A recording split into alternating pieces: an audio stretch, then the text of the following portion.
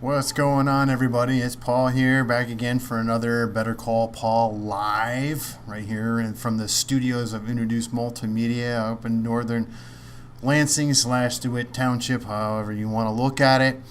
Still going strong in the new place, really like it.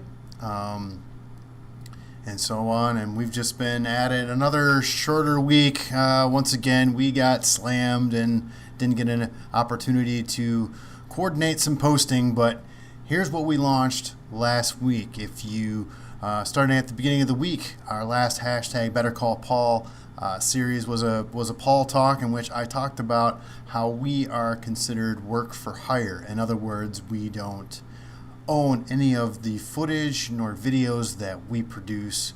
We just use them for promotional purposes. So to look more into that and what that means, if you are looking to become a client and want to own your stuff, then that is something that we can talk about, because that is exactly what we do. So check that video out. It's called Work for Hire, starring me, one of our beginning of the month Paul Talks.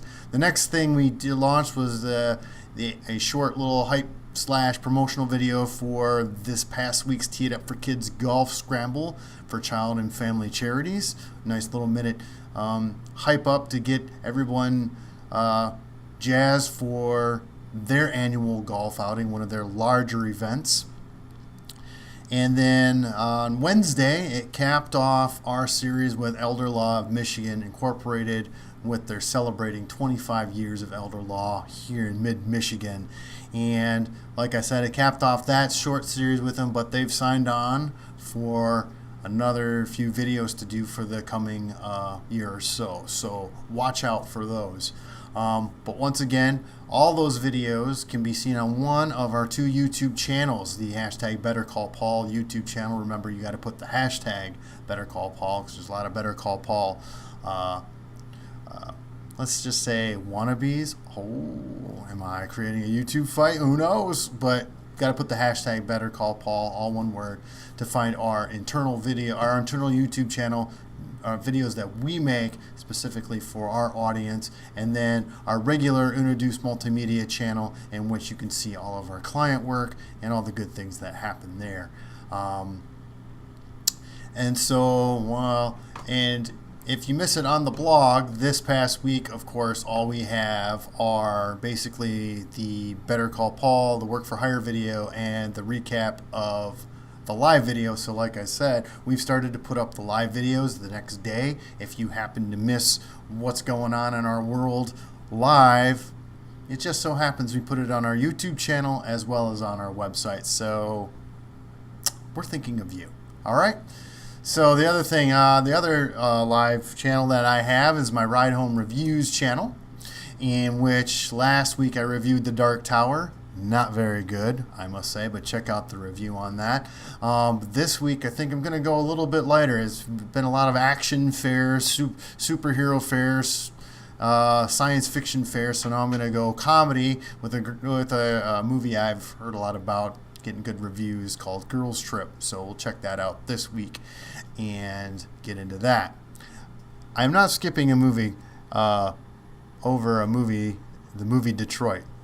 It's just been requested that someone wanted to go ahead and watch that with me, and they're not in town yet, so don't worry, I will be doing a review of the movie Detroit.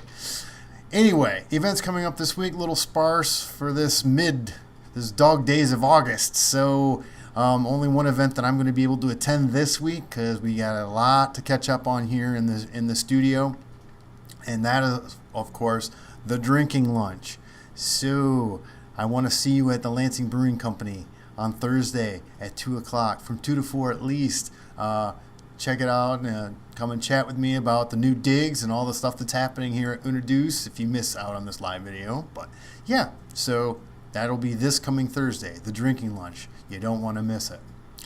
So another shorter live video. We're already into the national news and what's going on out there, and a couple of articles that caught my attention this past week that I think you should pay attention to. Number one is the one thing we must all agree on: 3D movies must die. I've been saying that since the beginning. I am not a fan of the 3D movie genre. The last one I saw was Wonder Woman.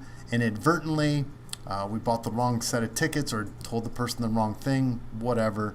I saw that in 3D, and yeah, I still wasn't impressed even after the few years that 3D's been around. It's a money hog. It's a money suck. I mean, you have to pay extra for it, and you really don't get much more from the experience than you do the 2D and you get to see the visuals better. I think that 3D dims the color and desaturates the cinematographer's work, as well as it's hard to keep track of stuff when it's with all the action in 3D. I think sometimes, and it's just, I think it takes away from the whole feel of the film. That's been my take. I'm glad the rest of the world is starting to see it, and now folks don't have to gear up for it. It's expensive, so on and so forth. So, and the movie theaters are not making much money, if at all, on it, obviously. Otherwise, this discussion wouldn't be happening. So, the next thing is another interesting thing that is coming up. Should TV be interactive? Now, Netflix has dabbled in this a little bit, and there's potential talk for shows like Archer and stuff like that to be a choose your own adventure type deal. I think in some aspects that this could be a kind of a cool thing.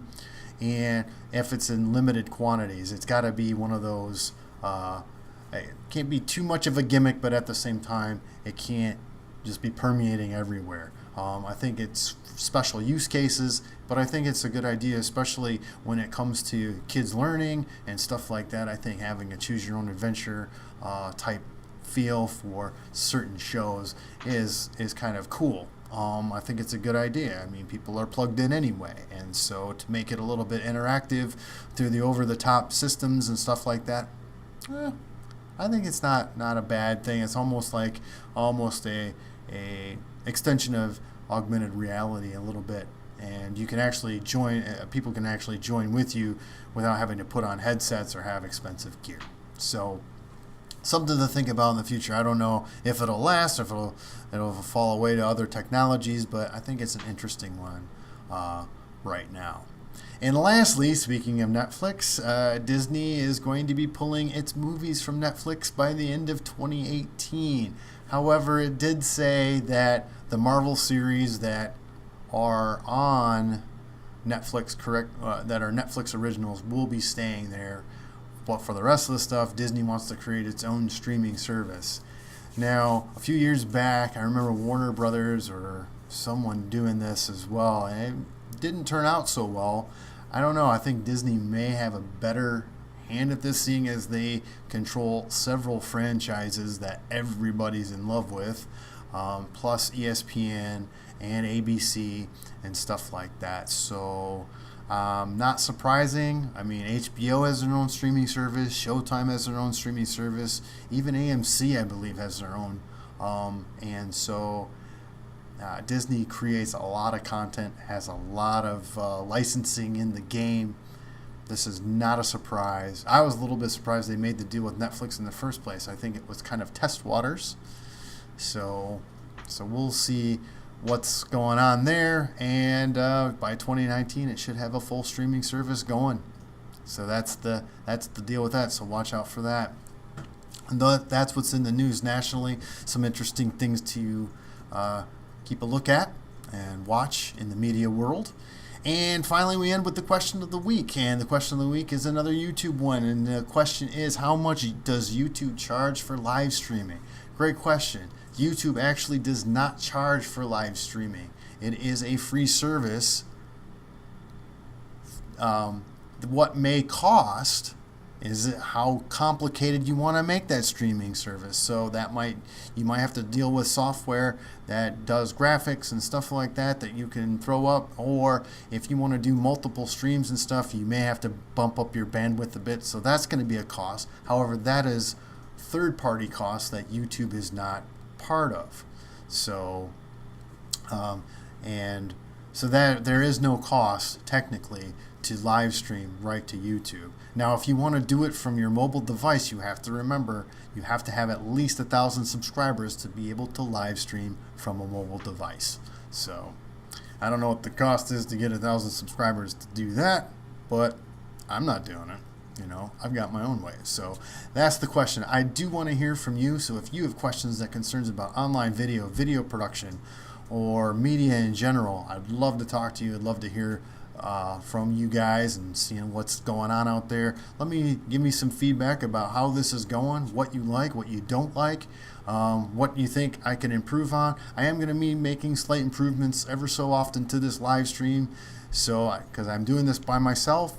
But I know that I can kick it up a notch here and there. So watch out for that. I really like doing this and giving you guys the information. But in the meantime, check out the blog on the website, introduce.com. Subscribe to our YouTube channels, hashtag BetterCallPaul and Introduce Multimedia. Follow us on Instagram. We're always there, as well as Twitter and so on and so forth. So check us out.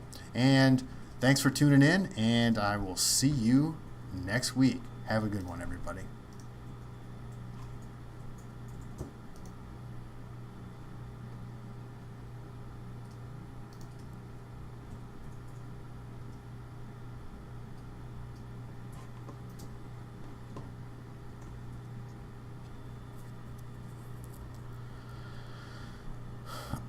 Hey, I had 3 peak live viewers.